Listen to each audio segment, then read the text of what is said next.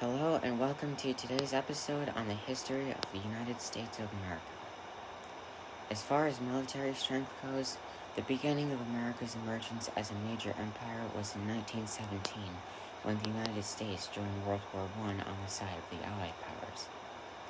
After winning the World War, technology advanced more rapidly for about a decade, until the Great Depression hit in 1929, and it arguably affected the United States more than any other country or region. Many years later, in 1941, the U.S. joined World War II in an effort to defeat Japan and put an end to their empire. Approximately 4 years later, America became successful in this mission, and as imperialism began to decline and capitalism and communism were empowered, the U.S. found itself being one of the most militarily powerful nations of the world, only second to the Soviet Union, who would become a major rival in an era known as the Cold War, which lasted for over 30 years.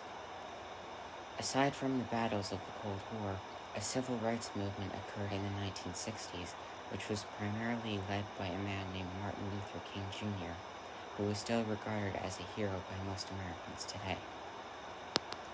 During the Cold War, various battles between American and Soviet vassal states commenced, most notably in the Korean and Vietnam Wars.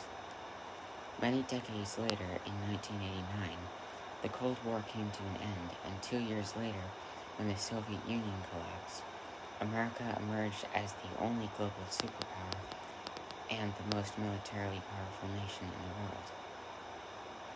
I hope you enjoyed this episode, and if you did enjoy it, you can subscribe to the channel and share the videos with others who may enjoy them as well. Also, I mentioned in the previous video that at the end of each video, I will choose a random town or village and see if any of you viewers live there. If you do, feel free to write a quick message in the comments section. Today's town is Tweed, Ontario, Canada.